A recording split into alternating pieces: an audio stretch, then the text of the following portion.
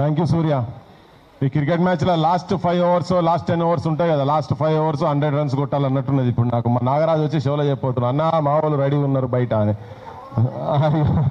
అయితే ఇప్పుడే అంటే ఇటువంటి సమస్యల మీద తన మొదటి నుంచి స్టూడెంట్ డేస్ నుంచి ఇక్కడ ఆడవాళ్ళకి సంబంధించినటువంటి ఏదైనా కానీ వినబడేటువంటి 1-2 పేర్లలో మా సంధ్యక్కది ఉంటుంది ఇక్కడ. తర్వాత మా ఎంబీ ఫౌండేషన్ వెంకరెడ్డి సార్ కూడా ఇక్కడికి వచ్చిండ్రు. నేను ఇప్పుడు అక్కని మాట్లాడవలసిందిగా కోరుతున్నాను. సంధ్యక్క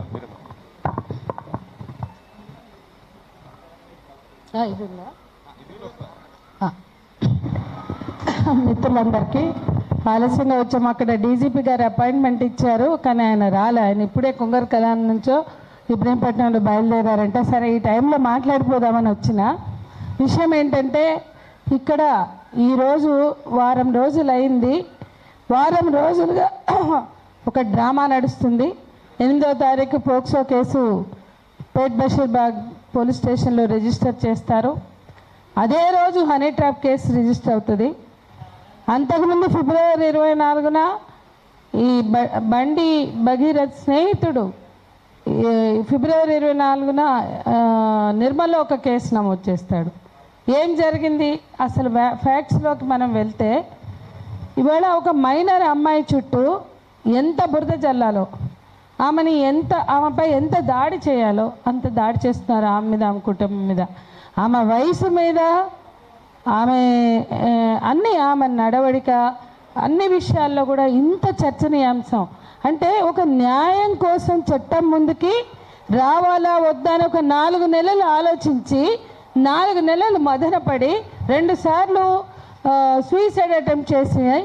ఆ తర్వాత ఆ అమ్మాయి ఫోటోలని సర్క్యులేట్ చేస్తుంటే వాడు ఛాలెంజ్ చేసినా ఆమెను పడేసినా అని చెప్పుకుంటూ ఆమె ఫోటోలని, అంటే వాళ్ళిద్దరు తీసుకున్న ఫోటోలను సర్క్యులేట్ చేస్తే ఇక భద్రత లేదు. అంటే వాడు నో చెప్పిన జనవరి 7న బ్రేకప్ చెప్పాడు. అప్పుడు వాళ్ళు పోలీస్ స్టేషన్కి వెళ్ళాల, బయటికి వెళ్ళాల. అసలు విషయం ఏంటి? జూన్లో పరిచయం. జూన్ నుంచి వెంట పడితే జూలై ఆగస్టు స్నేహం అనేది మొదలైతే సెప్టెంబర్లో ఆ అమ్మాయి ఇంటర్ చదవడానికి లండన్కి బయలుదేరింది.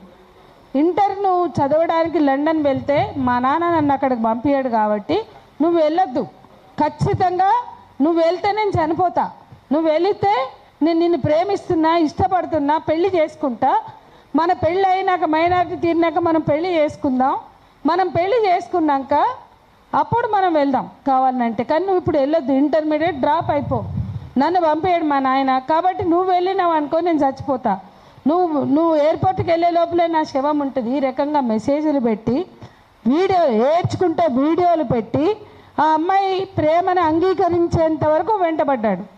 ఆ ప్రేమ అంగీకారం తర్వాత ఇక అందరిలాగానే వాళ్ళు తిరిగిండ్రు. అక్టోబర్, నవంబర్, డిసెంబర్ వాళ్ళు చాలా స్పష్టంగా అక్టోబర్ ఎక్కడ తీసుకుపోయిండు, నవంబర్ ఎక్కడ తీసుకుపోయిండు, డిసెంబర్ 31 అనన్య ఫార్మ్స్కి తీసుకుపోయిండు. వాళ్ళు ఆ పిల్లతోటి తాగిపిచ్చి ఏమేమి చేసిండు అవన్నీ కూడా అన్ని ఆధారాలు ఉన్నాయి. ఆ తర్వాత వాటి మీద జరిగినటువంటి చర్చలు ఉన్నాయి, మెసేజ్లు ఉన్నాయి, వీడియోలు ఉన్నాయి. సరే, ఇవన్నీ డిసెంబర్ 31 తర్వాత జనవరి 4 వాడు ఓరల్గా చెప్పినాడు. ఆ తర్వాత జనవరి 7 బ్రేకప్ అని చెప్పిండు. అంటే డిసెంబర్ 31కి ఫార్మ్స్కి తీసుకెళ్ళిన వ్యక్తి, 31st నైట్ సెలబ్రేట్ చేసుకున్న వ్యక్తి జనవరి 7కే బ్రేకప్ ఎందుకు చెప్పిండు అంటే ఏమనుకున్నాడు? ఇవన్నీ కూడా చర్చనీయాంశమే.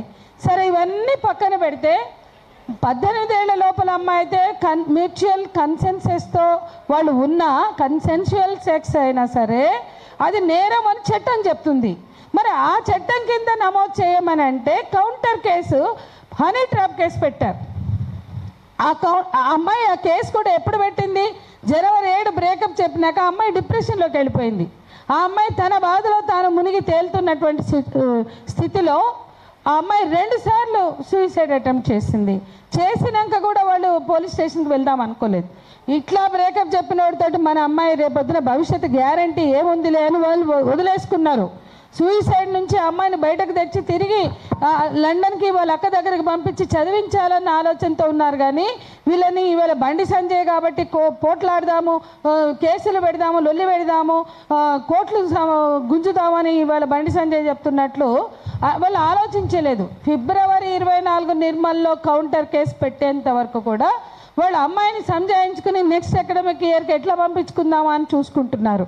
కానీ కౌంటర్ కేసు పెట్టినప్పుడు వాళ్ళకి అర్థమైంది, ఈ అమ్మాయి హెరాస్ చేస్తుంది, ఈ అమ్మాయి ఈ మైనర్ బాలిక తిరిగి ఉల్టా సతాయిస్తుంది, హెరాస్ చేస్తుందని కేసు ఎప్పుడైతే పడిందో ఆ తర్వాత ఒక ఇనాగ్రేషన్కి వచ్చి ఆ ఫ్రెండ్స్ అందరు వచ్చారు, వాళ్ళకి ఛాలెంజ్ చేసిండంటే ఈ అమ్మాయిని పడేస్తా అని.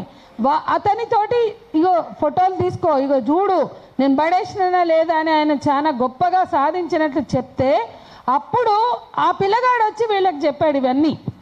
అంతవరకు కూడా అది ప్రేమ అని అమ్మాయి నమ్మింది, వాళ్ళ కుటుంబ కథనం ప్రకారం అది ప్రేమ అనే అమ్మాయి నమ్మింది. మరి ప్రేమ అని నమ్మిన అమ్మాయికి ఇవన్నీ విషయాలు తెలిసి తన ఫోటోలు సర్క్యులేట్ అవుతున్నాయని తెలిసినప్పుడు చట్టం నుంచి రక్షణ కోరవలసి వచ్చి పెట్టిందే ఈ ఫోక్సో కేసు. మరి ఈ ఫోక్సో కేసు పెట్టినాక కౌంటర్ కేసు ఈ దేశ హోంశాఖ సహాయ మంత్రి గారు ఎందుకు పెట్టారండి? Honey trap. నా కొడుకుని వలవేసింది అంటే ఒప్పుకుంటున్నట్టే కదా, నా కొడుకుతో సంబంధం ఉంది ఆ అమ్మాయికి, లేదా నా కొడుకు అమ్మాయితో సంబంధం పెట్టుకున్నాడని ఒప్పుకున్నట్లే కదా. ఇందులో ప్రైమ ఫసి అనేది హనీ ట్రాప్ కేసులో వాళ్ళు ఇచ్చినటువంటి సమాచారమే ప్రైమ ఫసి. అంటే ఒక మైనర్ బాలికతోటి సంబంధం ఉందా లేదా, ఆ అమ్మాయితో సంబంధం ఉందా లేదా అనడానికి అదే ప్రాథమిక సమాచారం. అది చాలు పేట్ బషీర్బాగ్ పోలీసులు కేసు విచారించడానికి, ఎఫ్ఐఆర్ చేయడానికి ప్రాథమిక ఆధారాలు ఉన్నాయి కాబట్టి అరెస్ట్ చేయడానికి. కానీ ఎందుకు సిట్టు వేయవలసి వచ్చింది? సిట్టుతోటి ఏం పని అంటే అన్ని ఫోక్సో కేసుల్లో సిట్లు వేస్తున్నారా? స్పెషల్ ఇన్వెస్టిగేషన్ టీమ్స్ని ఏర్పాటు చేస్తున్నారా? ఇక్కడ ఏర్పాటు చేయవలసిన అవసరం ఎందుకు వచ్చింది అంటే బండి సంజయ్ కొడుకుని అరెస్ట్ చేయాలంటే సిట్టు కావాలనా? Law and order police station POCSO case ఎవరైతే రిజిస్టర్ చేసుకున్నారో వాళ్ళ వల్ల కాదో వాళ్ళు చేయలేరా? అన్ని కేసుల్లో చేస్తలేరా? ఇవన్నీ ఆలోచించినట్లయితే ఖచ్చితంగా ఫోక్సో కేసులో బండి సంజయ్ ఒక కేంద్ర హోంశాఖ సహాయ మంత్రిగా ఇన్ఫ్లుయెన్స్ చేస్తున్నాడు. తన కొడుకు నిరపరాధిగా తిరిగి వస్తాడు, ఆయన పరారీలో లేడు అన్నప్పుడు నిన్న ఎందుకు పేట్ బషీర్బాగ్ పోలీస్ స్టేషన్లో పరచలేదు? ఎందుకు సిట్ ఏర్పాటు చేసి ఇంత డ్రామా నడుపుతున్నారు? ఎందుకు రోజుకు ఒక కథ? నిన్న 12వ తారీఖు మధ్యంతర బెయిల్ కోసం వేశారు, ఈరోజు అది నడుస్తూ ఉన్నది. ఇవాళ ఆ అమ్మాయి డేట్ ఆఫ్ బర్త్ని ఆమె మేజర్ అన్నట్లుగా వక్రీకరించి చిత్రీకరించి ఒక దొంగ సర్టిఫికేట్ పుట్టించినారు. ఇవాళ మనం ఆలోచించినట్లయితే ఎల్కేజీ నుంచి 10th క్లాస్ వరకు ఒక సర్టిఫికేట్ ఉంటుంది, కొత్తగా ఒక సర్టిఫికేట్ వస్తుంది. ఏ సర్టిఫికేట్ని నమ్మాలా? అంటే ఒక కేంద్ర మంత్రి ఇన్ని డ్రామాలు ఆడితే, ఇన్ని రకాల న్యాయం పొందడానికి ఒక మైనర్ బాలికకి లేదా ఆమె కుటుంబానికి ఇన్ని చుక్కలు చూపిస్తుంటే, ఇన్ని రకాల వేధింపులకు గురి చేస్తుంటే ఏం చేయాలి? ఇవాళ వాళ్ళు పోలీస్ స్టేషన్కి రాకముందే, మే 8న కేసు పెట్టకముందే సంగప్ప ఏప్రిల్ 21 వెళ్ళి మీడియేషన్ చేసిండు. అక్కడ ఏం జరిగింది? వాళ్ళు చెప్తున్నారు సంగప్పకి అన్ని వివరాలు చూపించాము, అన్ని సాక్ష్యాధారాలు చూపించాము అని. తెల్లారి లేదు, మళ్ళీ మర్నాడు అంటే ఏప్రిల్ 23 బండి సంజయ్ గారు వెళ్ళారు. వెళ్ళి వాళ్ళ ఇంటికి వెళ్ళి పశ్చాత్తాపం వ్యక్తం చేశాడా? తన కొడుకు ప్రేమించినట్లు, వేధించినట్లు, పెళ్లి చేసుకుంటానని హామీ ఇచ్చినట్లు అన్నీ వాళ్ళు చూపించారు, ఆ వీడియోలతో సహా చూపించారు. ఎవరైనా కనీసం సమస్యని ఎమికబుల్ సొల్యూషన్ వెతుకున్నట్లయితే, ఒక పరిష్కారం వెతుకున్నట్లయితే ఆయన మాట్లాడవలసిన పద్ధతి అంటే ఒకటి ఉంటుంది. ఏం మాట్లాడినాడు? నా బిడ్డ ఫినాయిల్ తాగిందని ఆ తల్లిదండ్రులు చెప్తే ఇటు తిరిగి ఫినాయిల్ రుచి బాగుందా అని అడుగుతాడా? అట్లా అడిగినట్లుగా వాళ్ళు చెప్తున్నారు. అట్లాగే అనేక అంశాలలో వాళ్ళని అవమానకరంగా మాట్లాడాడు, బెదిరింపు ధోరణితో మాట్లాడాడు అని వాళ్ళు చెప్తున్నారు. నీ బిడ్డ నా కొడుకుతోటి తిరిగిందా, ఇంకెంతమందితో తిరిగింది? ఒక కేంద్ర మంత్రి మాట్లాడవలసిన పద్ధతి ఇదేనా? అంటే ఈ రకంగా ఆ అమ్మాయిని హ్యూమిలియేట్ చేశారు, అవమానపరిచారు ఆ కుటుంబాన్ని. అంటే నేను మీకు చెప్పదలుచుకుంది ఒకటే, వాళ్ళు బండి సంజయ్ కాబట్టి కేసు పెట్టి బెనిఫిట్ పొందుదామని ఈ కేసులో అనుకోలేదు. ఇది ఎవరమైనా మనం అర్థం చేసుకోవాల్సిన సత్యం. అట్లాగే వాళ్ళు ఇవాళ కూడా మీడియా దగ్గరికి రావట్లేదు, రావాలని కూడా మనం కోరుకోవద్దు, వాళ్ళు రావాల్సిన అవసరం లేదు. ఆ అమ్మాయి కానీ అమ్మాయి కుటుంబం కానీ బయటకు రావాల్సిన అవసరం లేదు. వాళ్ళ ఫోటోలు, వాళ్ళకి సంబంధించిన అడ్రస్ అన్నీ కూడా ఎఫ్ఐఆర్లో ఉన్న అడ్రస్ని మీడియాలో చూపిస్తున్నారు. వాళ్ళ ఫోటోలు, వాళ్ళ పేరెంట్స్ ఫోటోలు, అనేక రకాలు ఏఐ జనరేట్ చేసిన ఫోటోలు, ఈ రకంగా అడ్డమైన చెత్త సోషల్ మీడియాలో చక్కర్లు కొడుతుంది. ఇది ఒక అమ్మాయి భద్రతకు సంబంధించిన అంశంగా ఎవరు కూడా సెన్సిబుల్గా లేరు, అంటే చాలామంది. అట్లాగే ఒక మైనర్ బాలిక ఫోక్సో చట్టం ప్రకారం మైనర్ బాలిక మీద దాడి జరిగినా లేదా ఆ అమ్మాయి కేసు పెట్టినా ఏ గోప్యత పాటించాలో ఆ గోప్యత అనేది కూడా ఇక్కడ మనకు కనిపించట్లేదు. ఆ గోప్యత ఎందుకు పాటించాలని చట్టం చెప్పింది? ఎందుకు ఆ గోప్యత ముఖ్యమైన అంశంగా తీసుకున్నది అంటే మైనర్ బాలికకు సంబంధించిన భవిష్యత్తుని దెబ్బతీయకుండా ఏ సాక్ష్యాధారాలు కూడా బయటికి రావద్దు, వాళ్ళకు సంబంధించిన వివరాలు, ఫోటోలు తెలియకూడదు అని. కానీ అది కూడా పాటించే ఒక సంస్కారం, ఒక సంయమనం లేని స్థితిని మనం మీడియాలో చూస్తున్నాం. ఆ అమ్మాయి తాగిందని ఒకడు పెడతాడు, ఆ అమ్మాయి తిరిగిందని పెడతాడు, ఆ అమ్మాయి డ్రైవింగ్ చేసిందని పెడతారు. ఇది ఫోక్సో కేసు పెట్టినటువంటి బాధితురాల పట్ల వ్యవహరించే తీరు కాదు. సున్నితత్వం అనేది కోల్పోయిన సమాజంలో ఎవరి ఇష్టం వచ్చినట్టు వాళ్ళు వ్యవహరిస్తున్న తీరును కూడా మనం గమనించాలి. మరో ముఖ్యమైన అంశం ఏంటంటే నిర్భయ చట్టాన్ని ఇక్కడ అట్రాక్ట్ చేయాలి.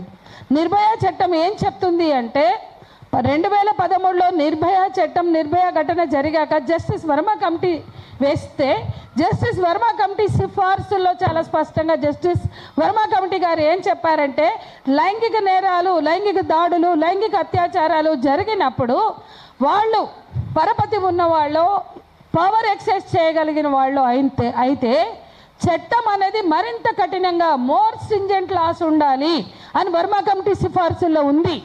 ఇది అది మైనర్ బాలికలైనా, పిల్లలైనా, ఆడవాళ్ళైనా లైంగిక నేరాలు జరిగినప్పుడు ప్రభుత్వ ఉద్యోగులైతే, పోలీసులైతే, పారామిలిటరీ దళాలైతే, రాజకీయ నాయకులైతే, పవర్లో ఉన్నవాళ్ళు, పరపతి ఉన్న వాళ్ళైతే మిగతా వాళ్ళకన్నా వాళ్ళకి ఎక్కువ శిక్షలు ఉండాలి. వాళ్ళు ప్రభుత్వ ఉద్యోగులు కానీ లేదా ఉన్న వాళ్ళని సస్పెండ్ చేసి విచారణ చేయాలి, వాళ్ళని బాధ్యతల నుంచి తొలగించి విచారణ చేయాలి అని వర్మ కమిటీ సిఫార్సులో ఉంటే ఆ సిఫార్సులను పొందుపరుచుకుని 2013లో వచ్చిందే నిర్భయ చట్టం.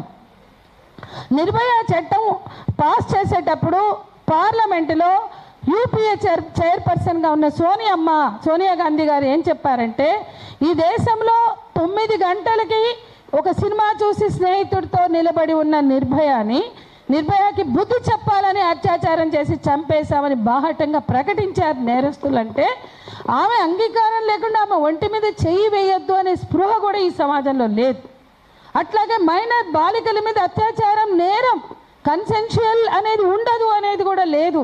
కాబట్టి ఇది అంతా ప్రచారం చేయాలంటే ఒక ఫండ్ ఉండాలి, దానికి నిర్భయ ఫండ్ అని పెట్టారు. నిర్భయ చట్టంతో పాటు నిర్భయ ఫండ్ కూడా ఏర్పాటు చేశారు, అది 1000 కోట్లు. ఆ 1000 కోట్ల నిర్భయ ఫండ్ని 2014లో వచ్చిన బీజేపీ ప్రభుత్వం 800 కోట్లు తీసుకెళ్ళి పటేల్ విగ్రహం కట్టడానికి పెట్టారు. ఇప్పటిదాకా నిర్భయ ఫండ్కి దిక్కులేదు. ఇప్పటిదాకా 13 ఏళ్ళుగా నిర్భయ చట్టాన్ని రివ్యూ చేసిన పాపాన పోలేదు.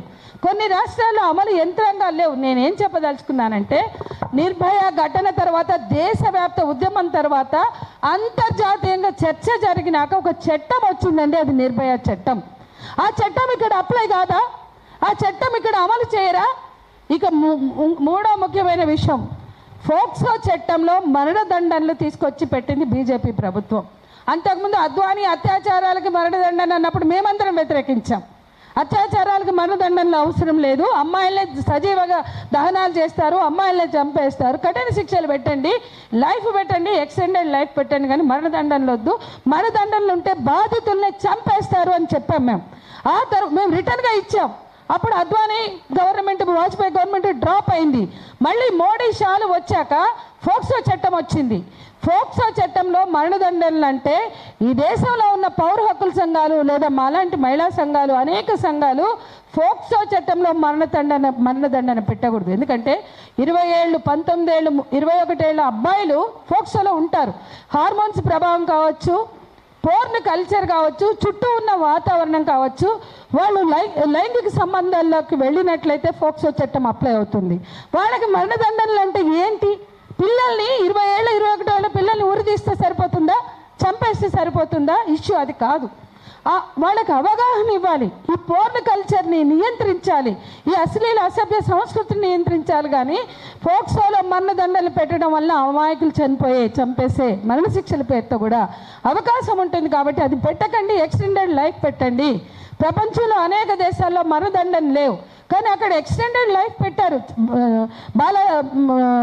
పిల్లల మీద అత్యాచారాలు జరిగినప్పుడు, బాల నేరస్తులుగా ఉన్నప్పుడు, లేదా అత్యాచార నేరస్తులకి 70 years 80 years కూడా ఎక్స్టెండెడ్ లైఫ్ వేసినటువంటి దేశాలు ఉన్నాయి. కాబట్టి మరణదండలు పెట్టకూడదు అంటే పెట్టారు. ఇవాళ మరణదండలని ఫోక్సో చట్టంలో ఇన్కార్పొరేట్ చేసిన మరణ శిక్షలు ఉంటాయని పెట్టినటువంటి వీళ్ళు బండి భగీరథకి ఏం శిక్ష వేస్తారండి? వేస్తారా మరణ శిక్ష? మరణ శిక్షల్ని పొందుపరిచిన ఫోక్సో చట్టంలో ఎఫ్ఐఆర్లు ఎందుకు దిక్కులేవు? మరణ శిక్షల సంగతి తర్వాత. మేమేమో ఎన్కౌంటర్ అంటలేము. దిశ కేసులో ఎన్కౌంటర్ చేస్తే ఆ ఎన్కౌంటర్ అప్రజాస్వామికమని వేసింది మేము మహిళా సంఘాలుగా. దిశ కేసులో ఎన్కౌంటర్ని ఛాలెంజ్ చేస్తూ సజ్జనార్ మీద కేసు వేసిన వాళ్ళం మేము. సత్యం బాబు నిర్దోషి అని పిటిషన్ వేసింది మేము. నేను, సజయ, రమా మేల్కోటి, మేము ముగ్గురమే పిటిషనర్స్.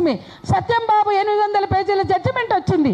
ఒక అమాయకుడిని ఈ రోజుకి కూడా ఆయేషా అంతకులు ఎవరో తెలియదు. మొన్న దిక్కు లేక అస్థికలు తీసుకుని వాళ్ళ ఫార్మాలిటీస్ పూర్తి చేశారు. సిబిఐ ఎంక్వైరీ వేసినా కూడా ఆయేషా అంతకులు అందరికీ తెలుసు. ఆయేషా అంతకులు ఎవరో, కానీ ఈ రోజు కూడా ఆయేషా అంతకులను పట్టుకోలే. అమాయకుడైన సత్యం బాబుని విడుదల చేశారు. అది మేము చేసిన ఫైటు, పౌర హక్కుల సంఘాలు చేసిన ఫైటు, అమరుడు బొజ్జా తర్కం గారు చేసిన ఫైట్ మేరకి ఆయనని విడుదల చేశారు. అది 10 ఏళ్ళు 9.5 ఏళ్ళు అనుభవించి ఒళ్ళంతా హూనమై అనారోగ్యంతో అబ్బాయి బయటకు వచ్చాడు. మరి సంజయ్ కొడుకు బండి భగీరథకి ఎఫ్ఐఆర్ ఎందుకు లేదు? అరెస్ట్ ఎందుకు లేదు? మెయిల్ పడితే కన్సిడర్ చేస్తారా? ఇక నుంచి ఏం మెసేజ్ ఇస్తుంది తెలంగాణ రాష్ట్ర ప్రభుత్వం అంటే, ఏ నాన్ బెయిలబుల్ కేసుల్లో అయినా మాకు కుదరదండి, మాకు టైం లేదండి, మాకు కొంత టైం ఇవ్వండి అని మెయిల్ పెడితే వదిలేస్తారా? ఈయన పృథ్వీ దగ్గరికి వెళ్తానో, తెలంగాణ శ్యామ్ దగ్గరికి వెళ్తానో, మా దగ్గరికి వచ్చినప్పుడు, రఘు దగ్గరికి వెళ్ళినప్పుడు మెయిల్ పెడితే వదిలేస్తారా? లేకపోతే మాకు టైం లేదు, మాకు టైం ఉన్నప్పుడు వస్తామంటే వింటారా? అంటే బండి సంజయ్ కొడుకు కాబట్టి మెయిల్ పెడితే చెల్లుబాటు అవుతుంది. లాస్ట్కి ఆ మెయిల్ యాక్సెప్ట్ చేయం. వాడికి ఎంత ధైర్యం మెయిల్ పెట్టడానికి నాన్ బెయిలబుల్ కేసులో? ఇవాళ ఈ రాష్ట్రంలో అసలు ఎంఐఎం, బీజేపీకి సరే అనుకోండి, కాంగ్రెస్ అందరూ కూడా ఒక విషయంలో, ఒక మైనర్ బాలిక విషయంలో కుమ్మక్క అవ్వడం ఏంటండి? ఎంత ఆశ్చర్యకరం. మెయిల్ ఐపీ చాలు, మెయిల్ ఐపీ ద్వారా పట్టుకోవచ్చు. పోలీసులు పట్టుకుంటే ప్రవీణ్ కుమార్ చెప్తున్నారు, ఆర్ఎస్ ప్రవీణ్ కుమార్ 2 గంటల్లో పట్టుకోవచ్చట. 2 గంటల 2 రోజుల కాదు, పట్టుకొని చేత కాదని చెప్పదలుచుకున్నారా? అసలు ఎఫ్ఐఆర్ 8వ తారీఖు అయితే, కౌంటర్ కేసు 8వ తారీఖు అయితే, ఆడ 10వ తారీఖు ప్రధాని మోడీ మీటింగ్లో నా ప్రియమిత్రుడు అంటాడు. నా ప్రియమిత్రుడు అని ఎట్లా చెప్తున్నాడు? ఒక దోషి తండ్రిని పట్టుకుని నా ప్రియమిత్రుడు అని ఒక రాష్ట్ర ముఖ్యమంత్రి చెప్తున్నాడంటే సిగ్గుపడవలసిన విషయం. అరే, రాహుల్ గాంధీ జాతీయ స్థాయిలో కొట్లాడుతున్నాడు బీజేపీ మీద. భారత్ జోడో అని ఆయన బయలుదేరితే ఈయన బీజేపీసే జోడోగా మార్చేశాడు దాన్ని. భారతీయ జనతా పార్టీసే జోడో అని ఇవాళ తయారు చేశారు. ఇది జాతీయ స్థాయిలో ఉన్న కాంగ్రెస్ పార్టీ కళ్ళు మూసుకుని ఉన్నదా? ఈ రాష్ట్రంలో బీజేపీ ఆయన బాహాటంగా ప్రధాని అయిన మోడీ అంటుండు హమారసే జోడో. ఎందుకు అంటే, ఒక కాంగ్రెస్ నేతని, ముఖ్యమంత్రి రేవంత్ రెడ్డిని నువ్వు నాతో కలువు, నీకు ఇంకా ఎక్కువ డబ్బులు ఇస్తా అని చెప్తుండు బాహాటంగా, బహిరంగంగా. ఏం తమాషా నడుస్తుందండి ఈ రాష్ట్రంలో? ఎన్నడూ జై తెలంగాణ అని ఈ ముఖ్యమంత్రి, తెలంగాణ ఆకాంక్షలు పట్టని ముఖ్యమంత్రి, తెలంగాణ ఆత్మగౌరవం అంటే తెలియని ఈ ముఖ్యమంత్రి, సమైక్యాంధ్ర నినాదం ఇచ్చిన ఈ ముఖ్యమంత్రి తెలంగాణ ప్రజల భావోద్వేగాలతో ఆడుకుంటున్నాడు. మైనర్ బాలికల భద్రతతో ఆడుకుంటున్నాడు. దోస్తానా మీ సీట్ల సర్దుబాటుకో మీకు 40 సీట్లు తెచ్చిపెట్టిన బండి సంజయ్కి కృతజ్ఞత చెప్పుకోవాలంటే ఒక మైనర్ బాలిక జీవితాన్ని అడ్డం పెట్టుకుని చెప్పడం కాదు. ఖచ్చితంగా మీ సీట్ల సర్దుబాటులో, మీ అవకాశవాద ప్రయోజనాలు మీ దగ్గర పెట్టుకోండి. ఈ తెలంగాణ రాష్ట్రం మేము పోరాడి సాధించుకున్న రాష్ట్రం. ఈ రాష్ట్రంలో న్యాయం అనేది ప్రతి ఒక్కరికి అందాలి. న్యాయం పొందే అర్హత ప్రతి ఒక్కరికి ఉంది. బాధితులకి న్యాయం అందించవలసిన ఈ తెలంగాణ పోలీసులు, ఈ తెలంగాణ రాష్ట్ర ప్రభుత్వం చోద్యం చూస్తూ, తమాషాలు ఆడుతూ, డ్రామాలు ఆడుతూ, రోజుకొక నాటకం. ముందు బెయిలబుల్ సెక్షన్స్ పెడతారు, మళ్ళీ నాన్ బెయిలబుల్ ఎఫెన్స్ కింద మారుస్తారు. ఏంటిది అంటే ఫోక్సోకి ఒక చట్టం ఉంది, దానికి ఒక సెక్షన్ ఉంది. ఆ ఫోక్సో సెక్షన్లు వీళ్ళకి తెలియదా? చదువుకోండి. బండి సంజయ్కి రాకపోతే బండి సంజయ్ గారి డిపార్ట్మెంట్లో ఎంతోమంది ఐపీఎస్ అధికారులు ఉన్నారు. హనీ ట్రాప్ కేసు పెడతారా? ఈమెమన్నా దౌత్య సంబంధమైన సమాచారం తీసుకుందా? లేకపోతే బండి భగీరథ్ ఇన్ఫర్మేషన్ దేశ భద్రతకు సంబంధించి ఆంతరంగిక భద్రతా వ్యవహారాలకు సంబంధించిన ఇన్ఫర్మేషన్ కనుక ఇస్తే, హనీ ట్రాప్ అంటే దౌత్య సంబంధంలో ఆంతరంగిక భద్రతా వ్యవహారాలకు సంబంధించిన సమాచారం ఇచ్చినప్పుడే హనీ ట్రాప్ అనాలి. జేమ్స్ బాండ్ 007 సినిమాలో చూస్తాం హనీ ట్రాప్ అంటే. మరి ఇవాళ అదే జరిగితే ఫోక్సోతో పాటు బండి భగీరథ్ మీద దేశద్రోహం కూడా పెట్టాలి. మీరు ఏ హనీ ట్రాప్ కేసులైనా చూడండి, వాళ్ళు ఎవరైతే హనీ ట్రాప్లో ఇరికిండ్రో వాళ్ళని కూడా అరెస్ట్ చేసి జైల్లో వేశారు. కాబట్టి హనీ ట్రాప్ కేసులో కూడా సమాచారం ఇచ్చిండా, ఆ వలలో పడ్డా, అతను కూడా బాధ్యుడే అవుతాడు. కాబట్టి దాని మీద కూడా బండి సంజయ్ బాధ్యత వహించాలి. బండి సంజయ్ ఇవాళ తన అధికార దుర్వినియోగకి పాల్పడుతూ తన కొడుకుని ఆ పుత్రోత్సాహంతో, పుత్ర ప్రేమతో రక్షించుకోవడానికి చాలా మెలో డ్రామాలు ఆడుతున్నాడు. తన భార్య తల్లి ప్రేమతోటి పుత్రుడి కోసం ఎట్లా ఏడుస్తుందో చెప్తుండు. ఈ దేశంలో వీళ్ళ ఎన్కౌంటర్లలో మధ్య భారతం అంతా ఇట్లాంటి తల్లుల్ని చూసాం. హిడ్మా తల్లితో సహా ఎంతోమంది తల్లుల్ని చూసాం. ఏ తల్లి ఆవేదన పట్టని వీళ్ళు ఇవాళ ఒక తల్లిగా తన భార్య గురించి చెప్పుకుంటున్నాడు. ఇక్కడ ఆ అమ్మాయి తల్లి కూడా ఒక తల్లే. ఆ తల్లి ఆవేదన కూడా పట్టించుకోవాల్సిన బాధ్యత లేదా ఒక మంత్రికి? ఆయన ఈ దేశ మంత్రి, ఈ దేశ హోంశాఖ మంత్రి, శాంతి భద్రతలు కాపాడవలసిన ఒక మంత్రి గారు తన కొడుకుని రక్షించడానికి తప్పుడు కేసులు, అక్రమ కేసులు పెట్టి నేకడ్గా ప్రజాస్వామ్యాన్ని అపహాస్యం చేస్తుంటే ఇటువంటి నేతని బీజేపీ బర్తరఫ్ చేయకుండా ఎట్లా ఉంటుంది? బండి సంజయ్ని బర్తరఫ్ చేసి న్యాయ విచారణ చేయాలి. బండి భగీరథ్ని వెంటనే అరెస్ట్ చేసి రిమాండ్కి పంపి విచారణ జరిపించాలని కోరుదాం. ఈ దేశంలో మహిళల భద్రత లేదు. బిల్కిస్ బానో హంతకులని, అత్యాచార నేరస్తుల్ని శిక్షలు తగ్గించి ఊరేగించారు. దండలేసి ఆరతలిచ్చి బీజేపీ కార్యాలయానికి దోల్కపోయినరు. ఉన్నావ్ కేసులో మన రెగ్యులర్స్ కేసులో బ్రిజ్భూషణ్ సింగ్ అతనికి మళ్ళీ సీట్ ఇచ్చిండ్రు. అంత లొల్లి అయినాక క్రీడాకారుని అవమానించిన, వేధించిన అతనికి సీట్ ఇచ్చిండ్రు. ఉన్నావ్, హత్రాస్, కతువా, ఇవన్నీ బీజేపీ చరిత్ర. ఒక్క బెంగాల్లో జరిగిన ఆర్జీ కార్ మమతా ప్రభుత్వాన్ని బ్లేమ్ చేయడానికి ఆర్జీ కార్ జూనియర్ డాక్టర్ ఘటనలో తప్ప ఈ దేశంలో ఏ అత్యాచార కేసుల్లో ఏ మహిళలకి న్యాయం చేయాలని నిలబడిన చరిత్ర బీజేపీకి లేదు. వాడు ఎక్కడన్నా పోరాటం చేసిందంటే ఆర్జీ కార్ ఘటనలో బెంగాల్లో మాత్రమే. సో ఇంత మహిళా వ్యతిరేక, మహిళల హక్కులని అత్యాచార సంఘటనల్లో నేరస్తుల్ని సమర్థించిన ఈ బీజేపీ ఈ రాష్ట్రంలో అదే కల్చర్ని తీసుకొచ్చింది అనేది కూడా మనం గమనంలోకి తీసుకుంటూ కాంగ్రెస్ ప్రభుత్వాన్ని నిలదీయాలి, బాధితులకు రక్షణ భద్రత కల్పించాలని, అట్లాగే నేరస్తుని శిక్షించాలని డిమాండ్ చేద్దామని చెప్తూ సెలవు. థ్యాంక్స్ అక్క. మొత్తం డీటెయిల్గా ఇష్యూ అంతా చెప్పి ఇదంతా మొత్తం తెలంగాణ సమాజం వినాలే. ఇప్పుడు నేను మన తొలి వెలుగు లేదా మన తొలి వెలుగు చైర్మన్ రఘున్ మాట్లాడాల్సిందిగా కోరుతున్నాం.